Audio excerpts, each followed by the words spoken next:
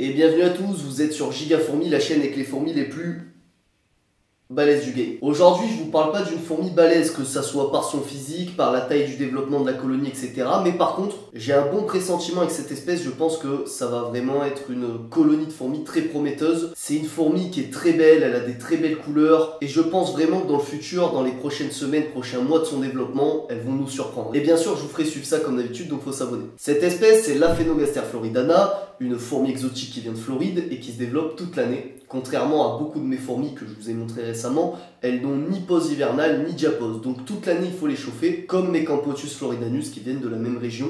Donc voilà, des fourmis qui viennent de Floride en Amérique. Alors la colonie à l'heure où je tourne cette vidéo est encore très jeune, on a un peu plus d'une vingtaine d'ouvrières. Je l'élève depuis 6 mois, je l'ai eu vers le 20 juillet 2024, quelque chose comme ça. Et aujourd'hui on est le 16 décembre 2024. Je pense que cette espèce là, son couvain se développe assez vite parce que je l'avais eu, comme je vous ai dit, vers le 20 juillet et le 20 août, j'avais déjà les premières ouvrières. Je vous avais fait un short que je vous épinglerai qui avait bien marché. Les ouvrières de cette colonie sont très jolies, elles ont un physique très atypique tout en longueur. Ça vient du genre Aphaenogaster, c'est que des fourmis qui sont vachement étirées en longueur et qui ont des grandes pattes, qui sont très agiles. C'est aussi des fourmis qui courent très vite. Et donc voilà, comme vous voyez à l'écran, c'est vraiment une très belle espèce de fourmi. Et vous me direz ce que vous en pensez en commentaire, mais je pense que leur reine, c'est une des plus belles reines que j'ai de tout mon élevage. Elle est très très jolie, elle a une espèce de troisième œil, un point noir sur son front. Et je pense que ouais, c'est une des plus belles reines que j'ai dans mon élevage actuellement. Voilà, elle a rien à envier aux autres en termes de physique pure. En termes de difficulté paramètres d'élevage, j'ai l'impression que les Aphaenogaster de manière générale sont assez faciles. J'ai deux espèces d'Aphaenogaster,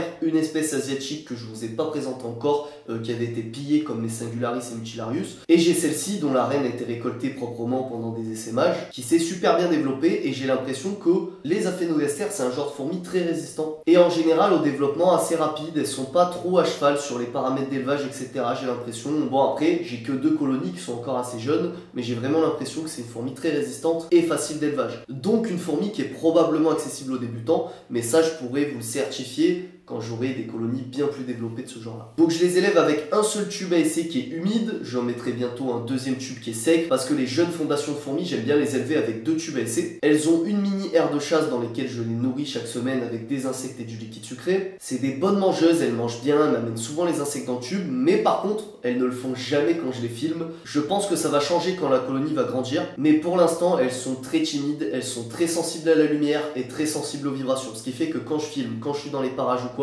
je ne les vois jamais manger. C'est une vraie misère pour vous avoir des images d'elles en train de manger. Et en fait, dès que je filme le tube, elles se regroupent et se compactent au fond de celui-ci, ce qui fait que j'ai du mal à les distinguer et à les filmer, donc je les mets dans le noir pour qu'elles se répartissent un peu, ce qui me prouve que voilà, elles sont un peu sensibles quand même à la lumière. Mais donc voilà, si j'élevais que cette colonie là, ça pourrait être assez frustrant parce que je les vois pas trop sortir à part de loin quand je les ai laissés tranquilles pendant longtemps. Mais si je veux les regarder un peu plus en détail, il se passe vraiment rien. Mais ça, bon, je vous en parle souvent. Quasiment toutes les jeunes colonies de fourmis sont très timides et mangent plutôt la nuit, hein, sont plutôt nocturnes. Et quand elles grandissent, qu'elles se développent bien, comme d'autres grosses colonies que je vous ai présentées, là il y a de l'activité 24/24. Donc voilà pour ce petit suivi rapide, c'est le début, il n'y a pas encore grand chose à dire. Je vous rappelle qu'il y a une playlist dans la description de ces vidéos qui regroupe tous les épisodes que j'ai fait sur cette espèce. Si vous voulez voir les premières naissances, etc., je les ai filmés. Et moi, je vous tiendrai au courant. Je vous invite encore une fois à vous abonner. Et quand j'aurai plus de recul sur l'espèce, je pourrai vous livrer un peu plus de détails. Allez, à la prochaine tout le monde. Ciao, ciao.